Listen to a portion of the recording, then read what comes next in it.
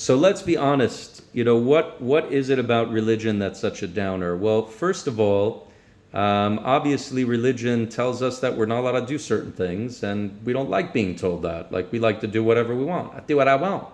So at the end of the day, that's a mega, mega downer. Also, unfortunately, religion gets a pretty bad name from lots of religious people, unfortunately, in which it is seen as not something that's intellectual, not something that's rational or thought out, but rather, just a system of dogmatic beliefs that one is not allowed to question, one is not allowed to explore. Obviously, Judaism has a unique perspective on questioning and answering, which is the foundation of the Talmud, which is, basically question and answer. We encourage people to ask questions. But regretfully, religion is a big downer for most people. And even for ourselves, And at the end of the day, one of the main reasons for this is that we want to be in control of our own realm. We want to be the ones that, call all the shots, whether for our benefit or otherwise. So I thought it was really fascinating to see that, they had that major, major part about religion. But unfortunately, they look down on any kind of religion. And it's understandable, I guess, why, but it's most unfortunate. And that brings us to our seventh point. And the seventh point is at the very end of the show, when they acknowledge the lockdown and the coronavirus and everything, and they speak about buying stuff, and they talk about how, we've been all locked up and we haven't been able to buy anything, and buy this train and buy these action figures. So this is called consumerism, right? So in contrast to religion, consumerism is basically you become happy by having things and buying things. It's pretty much what Western culture, at least in most in the United States, is based on. And it's not necessarily a mistaken idea, right? On a spiritual level, we would like to integrate things. We would like to collect things, whether they're mitzvot, whether they are ideas, whether they are being closer to people. And there is something to be said for how physical things can be used for spiritual enhancement. The problem is when the ends becomes a means in and of itself. And I start to believe that if I have this thing, if I have this car, if I have this house, or if I have this relationship, then only then will I be happy. Now, all of those things are not necessarily bad, right? In other words, a relationship is a very important thing spiritually. We're not going to get anywhere spiritually, right, unless we get married and we have a family. These are fundamentals. However, when my worth as a human being is only based on how many things I have and how much money I have and how many stocks I have and this, that, and the other thing. So at the end of the day, right, what am I really worth after 120, right? What did I do with the wealth? How did I treat people? So this is one of the fundamental differences between the way we view life and we view reality and the Western world views reality. That we do not believe that inherently owning things or having things brings happiness. We're back?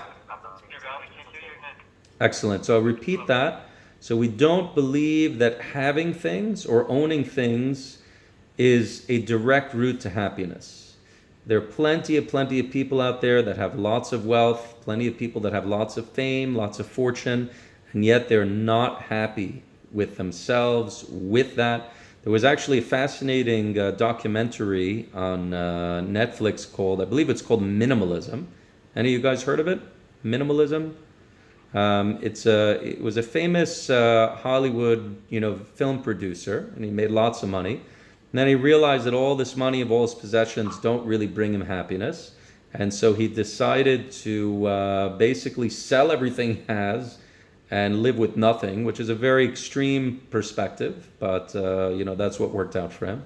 But at the end of the day, the idea that although buying things does make us happy temporarily, it does not bring real satisfaction.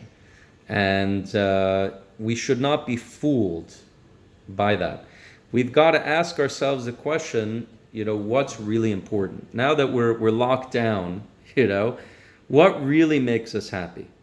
And that is based on, the reality that we choose to live in. Ultimately speaking, reality is like the man. It can taste any way that we want to taste it. A person could have everything coming to them. They could have a wonderful life and still be miserable. A person could have a miserable life, what we would consider miserable, and be very happy. The famous story is about Rav Zusha, the Hasidic Rebbe, that there were two students of the Maggid of Mezrich that were sent to him. Rav Shmelke of Nikolsburg and Rav Pinchas of Koretz, I believe. And they went to him, the Maggid sent to him, and they said, we have this question that we don't understand. How can a person thank God for the bad the same way that we thank God for the good? And so the Rav Zusha turned, he said, this is such a bizarre question. Why would you come to me? And meanwhile, he's living in poverty, he's living in a shack, he's got like 2 broken arms, everything around him is ruined. But the way that he looked at things was the eternal optimist, that he just was grateful for what he had. So that's an extreme example, but all of us, we can unfortunately forget about all the blessings that we have and not be grateful for all the things and only focus on the things that we don't have. And that's one of the great pitfalls of consumerism. Being convinced that completion only takes place through having physical or material things and that they bring true happiness. That's a lesson that many people have learned the hard way. That is not true. So if we can just circle back to the beginning, we spoke about the spiritual goal of existence and the ability to see things for what they really are. I think that's maybe the greatest lesson that we can glean here. The importance of having clarity, the importance of seeing things and judging things for what their actual worth is as opposed to imagined worth, and not allowing ourselves to be fooled by our imagination that certain things, are great and will be good for us when in reality we know that they won't. So those were just a few ideas from the Rick and Morty Season 4, Episode 6. Of course, there were so many other things to talk about, but I wanted to, just be as brief as possible because obviously, we could go on forever. But I am open to any questions that you guys have. My attempt was to infuse even recreation and silly videos with an approach that you can see perhaps greater meaning in them and something to take home.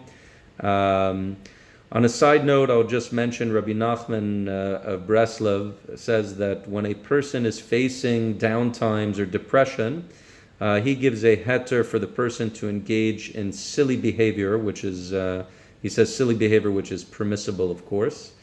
So that's my heter for watching Rick and Morty, whether it's good or not. That's where I'm going with. All right, in any event, gentlemen. So any questions, any comments, any statements? Yeah. Yes, Ben. I caught like these 2 South Park references. I didn't know the other ones. What was that? They weren't South Park. So. You counted 2 South Park references? Yeah, I heard the other like 2 or 3 references you made, but I didn't know where they're from. It could just happen, man, that they just subconsciously slip through. Sometimes I just make these references without even knowing it. That's just where I'm at nowadays. So there was I Do What I Want, which was the famous Cartman making fun of some American icon that says, I do what I want. I don't even know who that is, but you guys probably do. Are you at least amused that I was able to put together some coherent ideas about Rick and Morty from a Torah perspective? I'm impressed. I'm very impressed. Nice. It's a lot. Excellent. I tried. I mean, look. I was watching it, and when I was watching it, I was just like, I don't know how. I was just like, I don't know how I was gonna put it. I don't think so. I have a question. Aiden, you don't think so? No, Oh yeah, look, I'm gonna admit openly that there's no way I can do that with the newest episode. The newest episode, I found very little, redeeming qualities or whatever. I can try, but we'll see. But this one, there was so much information to work with, so it was really great. Yeah, Michael. No?